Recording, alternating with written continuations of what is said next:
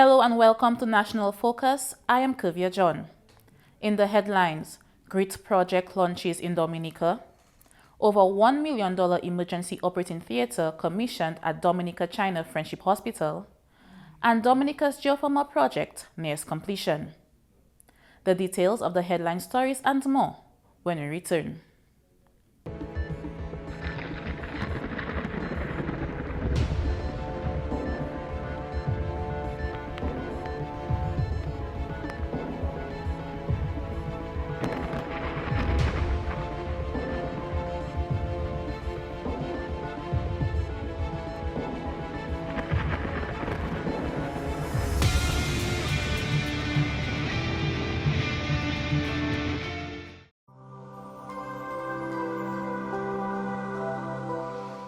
Welcome back. The Caribbean Women Entrepreneurs Generating Resilient and Inclusive Trade, or GRIT project, has been launched in Dominica. The ceremony was held on Thursday, November 6 at the Barona Ote in the Kalinago territory. The GRIT project aims to help women-led businesses in Belize, Dominica, Grenada, Jamaica, St. Lucia, and St. Vincent and the Grenadines become more productive and ready to export. It will also provide training and grants to help these businesses adopt green practices and new technologies. Entrepreneurs will also learn how to identify promising markets, gain the skills to meet trade standards, and take part in trade missions to create new opportunities. Kalinago Chief Ms. Annette Thomas Sanford says this launch represents a true commitment to women's leadership and economic inclusion. I am especially grateful that Indigenous and rural women will stand as key drivers of Caribbean development. I also love the word GRIT. The word itself speaks volumes. It reminds us that success is not only about being the smartest, the brightest, or the most resourced. It is about determination, perseverance, and the unwavering commitment to rise and succeed. General Manager of Dexia, Ms. Paula Platsko, urged participants to make the most of the opportunities that the GRIT project will provide. I want you to listen attentively and be prepared to take advantage of the many opportunities that will be available under this project. I particularly want to encourage our women-led businesses in Dominica to position yourself and don't be left behind. Whilst GRIT is open to all women-led businesses, the project also places emphasis on enterprises that are youth-led, rural-based, indigenous-owned, and led by women with disabilities, thus ensuring that support reaches those most often underrepresented in trade and private sector development. High Commissioner of Canada to Barbados and the Eastern Caribbean, Her Excellency Brenda Wills, said the launch of the GRIT project in Dominica is special, as the country reflects the principles of the project.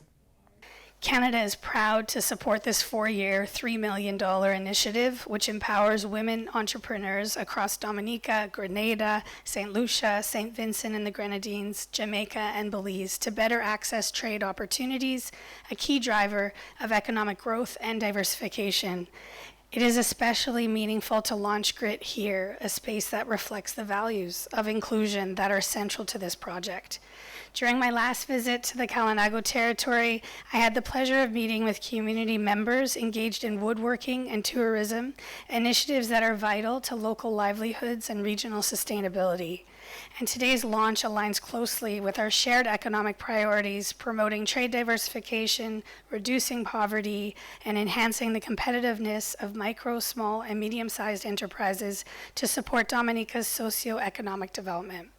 Meanwhile, Minister for Environment, Rural Modernization and Kalinago Upliftment, Honorable Kozia Frederick, stated that this project falls in line with the teachings of the Kalinago community.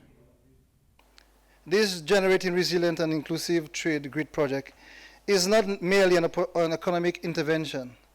It is a modern expression of ancient wisdom. It is empowerment guided by equity. It is justice shaped by heritage. And for us in the Kalinago space, and I speak of Wakamatupegwa, including the Kalinago territory and Atkinson and Twizzle, it is the continuation of something very sacred. It is the right to self-determination through enterprise, creativity, and community.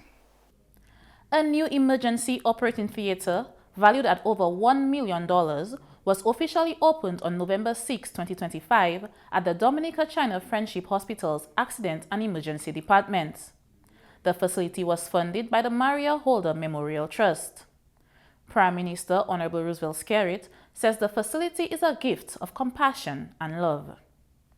The opening of this new Accident and Emergency Operating Theater here at the Dominica China Friendship Hospital is a proud moment for this government, for doctors and nurses, and for the management team, and for every Dominican who values the provision of quality healthcare to citizens. This facility, made through the generosity of the Maria Holder Memorial Trust, is a gift of compassion and love. Prime Minister Skerrit says the trust has been a partner to Dominica since 2015.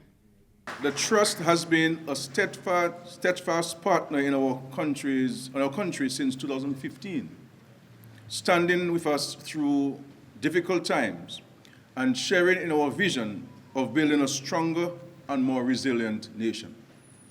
In the aftermath of Tropical Storm Erica and then Hurricane Maria, when Dominica faced one of the darkest chapters in its history, the Maria Holder Memorial Trust was among the first organizations to extend a hand of solidarity to us in Dominica. The Prime Minister proposed that the new emergency operating theater be named after the trust. To the people of Dominica, this facility belongs to you. Take pride in it. Show appreciation for it, and continue to support the mission of building a healthier, stronger, and more resilient nation. And I will declare, having, by virtue of the authority granted to me in the Constitution, we need to name this theater the Maria Holder Memorial Trust Theater. Minister for Health, Wellness and Social Services Honorable Kasani Laville says the contribution includes advanced equipment. This contribution, valued at 1.17 million Eastern Caribbean dollars, includes advanced surgical and diagnostic equipment such as anesthesia machines, portable x-rays, C-arm imaging system, and orthopedic operating table. Fundamentally, everything needed to make this theater fully functional and ready to save lives. Construction has advanced in Dominica on a 10-megawatt geothermal power plant. The plant will be the second in the OECS and the first in CARICOM. The facility located in Loda will bring clean energy to 23,000 homes in Dominica. Construction manager for the project, Mr. Mehmet Semin Pai, says the plant is more than 90% complete. On the civil construction side, we are on the 95% completion.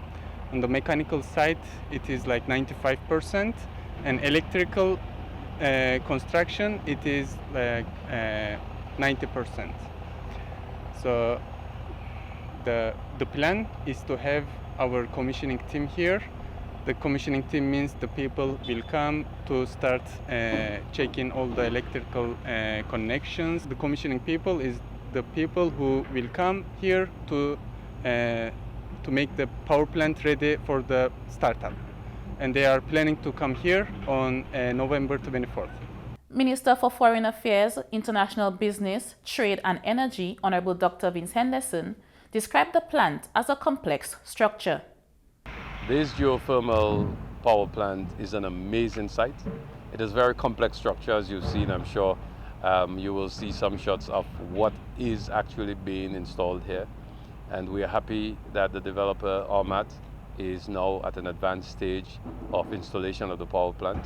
And we're hoping that by the end of the year, they can actually complete the installation and start testing so that we can see the commissioning of the plant early in 2026. He believes that Dominica should not stop at 10 megawatts of power.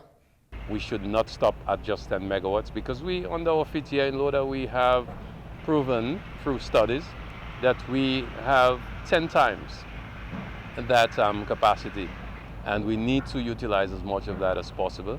We are also constructing transmission lines connecting the hydro plants in Loda, Trafalgar, Padu, and the geothermal power plant.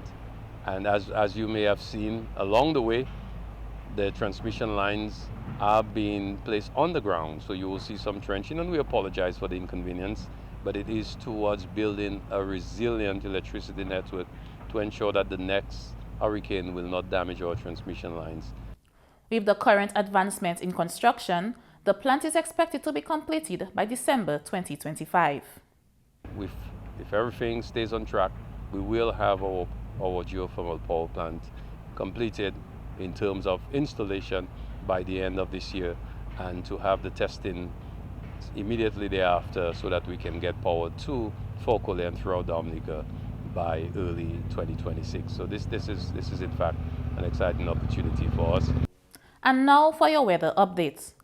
Weak low to mid-level instability associated with a trough system will maintain cloudy periods with light and to moderate showers and a slight chance of isolated thunderstorms during the morning.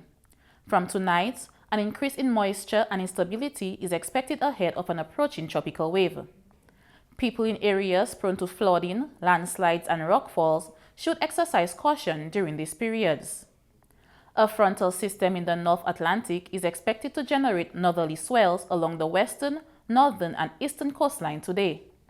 Meanwhile, an increase in wind speeds is also expected to support moderate sea conditions, with waves reaching up to 5 feet along the west coast and near 8 feet in open water along the east. As a result, a small craft advisory and high surf advisory are in effect. Sea bathers and small craft operators should exercise extreme caution. And that's all for this edition of National Focus. Be sure to follow GIS Dominica on Facebook, YouTube, and on Twitter. You can also drop us an email at gis@dominica.gov.dm. From all of us here on the GIS News Production team, I am Curvia John. Thanks for watching, and remember to stay safe.